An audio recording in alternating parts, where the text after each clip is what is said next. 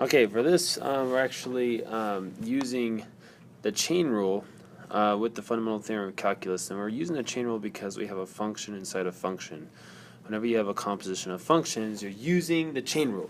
All right, so let's see how this looks. Okay, so part of the second part of fundamental theorem of calculus is that if you had an area function like a of x, and you're going from a to the x of some function f of x. Actually, we shouldn't use x, we should use t, dt.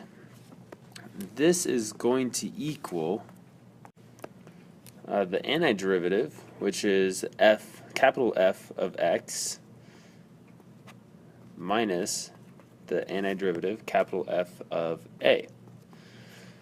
Okay, and then the second part of the fundamental theorem of calculus then takes this a step farther. Now we're defining a function, an area function, using the integral. Your independent variable is right there at the top of our integral. So the step, like after we define this, this is known as the area function. We can take that area function and now take the derivative of that. So to take the derivative of the area function, we would be taking the derivative of this integral from a to x, f of t dt. And so I'm going to write that like this. We're taking the derivative of that. So what does that equal if we took the derivative of that? Well, because the derivative and the integral are inverse operations, we actually just get f of x. So whatever is inside right there, that's what it equals. And some have a hard time because this is a t right here, but we have an x inside of this function. Keep in mind that the t is like a dummy variable, which means he's just kind of holding a place value. If we had an x in here with an x right here, I guess one way to explain it is to say you wouldn't know what number to plug in. Like if we were to plug in 5, do we put the 5 right here and right here? Is that what you're supposed to do? No, it's not. So try not to get stuck on the variable right there. The whole point of this is if we took the derivative of the area function with the integral, we're left with the integrand as our answer. So we're going to use this idea to help us out with this, because here we have a function inside of a function. And so to help us see that, we're going to use this guy right here. Let me kind of like do like a wavy box thing around him. We're going to use him to show that if we took x squared and plug it in there, we're going to get the same thing. All right. So g actually has an integrand in here. Here we don't have an integrand defined, so we're going to use sine t as our integrand for our new a. So our new a, our new function, our new area function is going to go from -2 to x, and our integrand is going to be sine t dt. Notice that I'm only plugging in an x right here for my area function. I'm doing that to help us see that we're doing whatchamacallit, we're like, it's kind of like the chain rule. We're doing a composition of functions.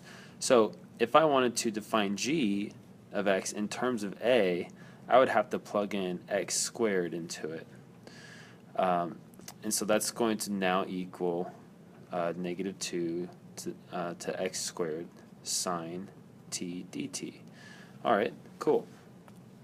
So let me pause here and take a moment to review. If we had a function f and we plugged in g of x and we wanted to take the derivative of this. Okay, so back in the day when you guys are doing derivatives, you would say, oh, I just take the derivative of f with the g inside, and then I would multiply it by the derivative of g.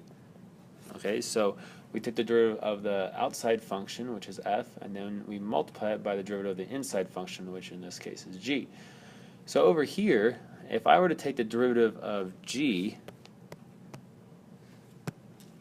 prime, then I would have to take the derivative of a first and then take the derivative of the inside function. The outside function is a, and this is a right here.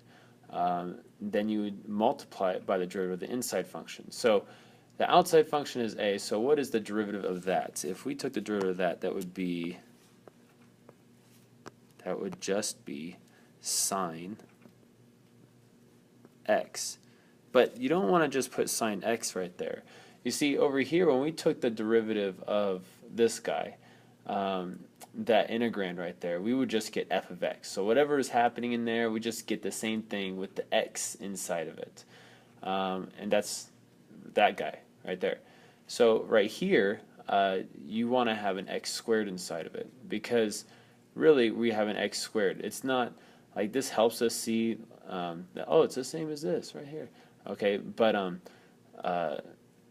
we're plugging in x squared. And so if you remember the chain rule, when we took the derivative of the outside function, the inside function was still inside of it, inside of our result. So this should be sine x squared. So that's just the derivative of the outside function.